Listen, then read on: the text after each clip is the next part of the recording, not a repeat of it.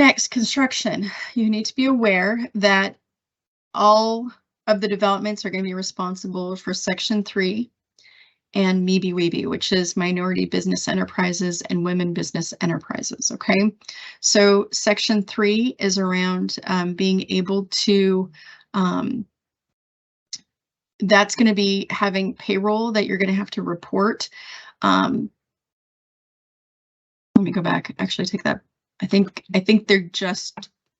you just send payroll, if I'm not mistaken. And again, Sean will be able to answer all of these questions. But Section 3 reporting. I can step in and explain these too, if you like. Great, thanks. Yeah, that'd be great. Sure. So for the three, there are three labor relations or employment opportunity requirements.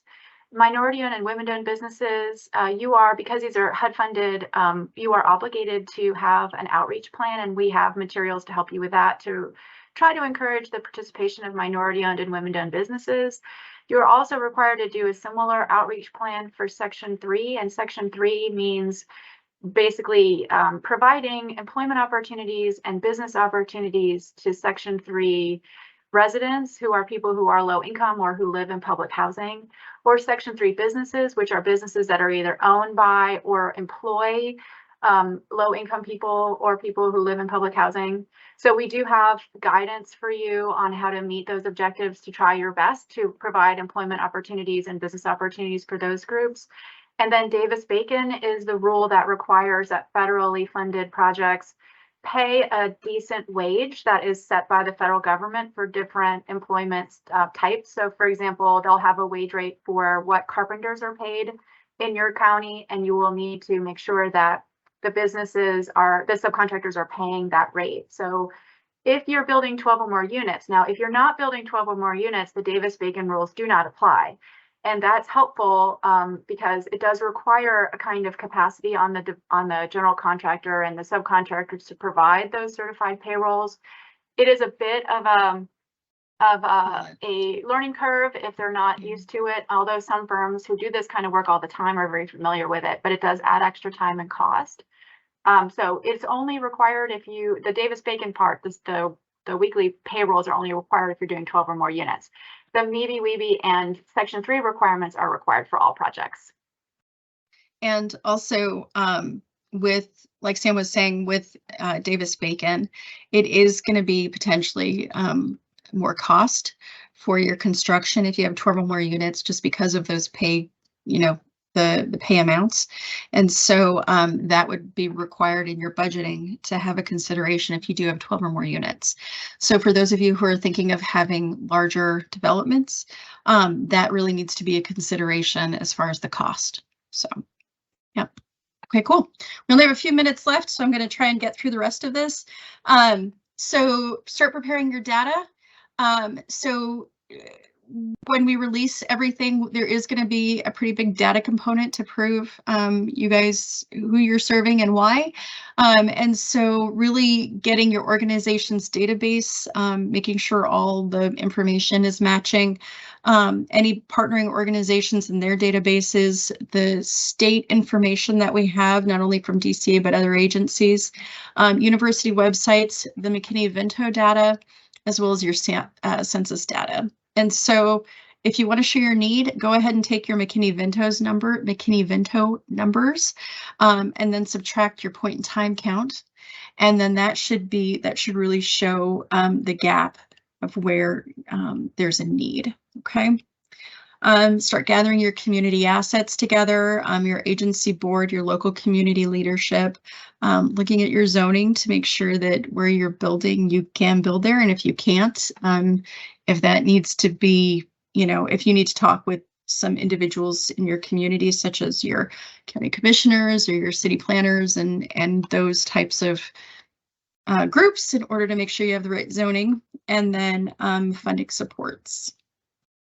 So start your SWOT analysis, looking at your strengths, your weaknesses, opportunities, and threats. These are actually going to be a part of the application process. So if you guys want to get started early, there's plenty of information online around SWOT analysis and some questions that you can be asking for your agency. And it really is around building that non-congregate shelter okay, and preparing your agency for that, and then looking at a SMART analysis. And so these are big buzzwords as far as being specific, measurable, achievable, relevant, and time-bound. And so this kind of gets you going really to define not only just your, yes, we want to build a non-congregate shelter, but really getting to the why and making sure that everyone is really kind of in that mindset together. And then finding your gaps. We also talked about the gaps with the McKinney-Vento minus point in time count equals that data piece. So there's also some parts there for you to acknowledge the gaps. I'm going to leave this up here for a minute. This here is the application listserv. So this is going to be the listserv for the data, or not really just the data, but it's going to be primarily the mailings that we're doing to people who want to apply for the grant. So that's not only for those agencies that are really turning in an application, but if you want to go through this workshop / training just as a practice, as an activity, to get your data together, to ask questions around these, you know, applying for this kind of money, that type of stuff, I'm going to be sending out specific emails for the non-congregate shelter application from this listserv. So then that way, because we have a lot of people on the other listserv and it may not pertain to them. So if you want the information around the non-congregate shelter application, you're going to need to sign up for this listserv. Okay. Okay. No questions. Okay.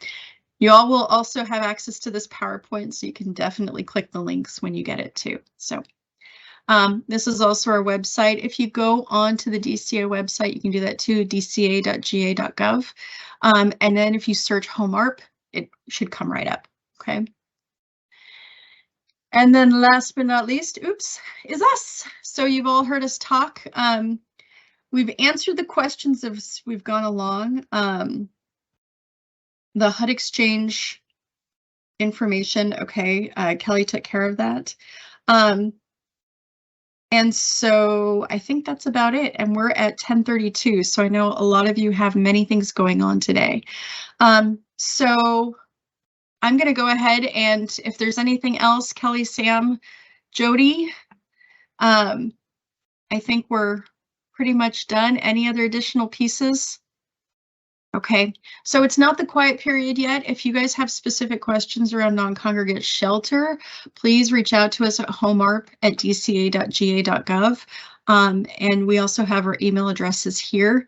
And so that way, if you really would like to have a chance to meet around your non-congregate shelter, if you have specific questions around it, we can answer that. We are going to do a mini webinar as far as purchasing land and those, you know, those of you who want to or have land that you've already purchased, environmental reviews, those pieces. So we'll do a land one. And then I think that's about it. So June 15th, sign up for the listserv. We're excited. And if there, and also one last thing, since many of you have gone through this process several times, if there is something that you want to make sure that we hit, like in an application, like I really don't understand this particular topic, definitely let us know and bring it up to us. So then that way, that may be something we may not have considered it before, and it would be good to know, just to make sure that we're covering something thoroughly and that we're, you know, answering all your questions. So if you know that there's like something that you've not understood with applications in the past, let us know and we'll be sure to try and hit it. Okay, so thanks again, everyone.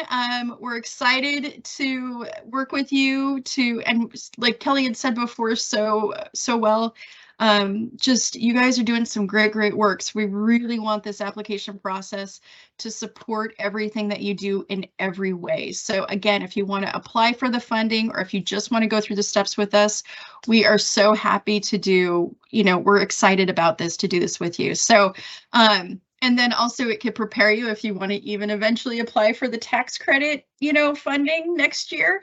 That'll get you going too. So we are really excited about all of you participating, and it is 10:35. So we hope you have a great rest of your week. Enjoy your Memorial Days and with your family and your friends, and we will see you guys soon. Thanks so much. Take care.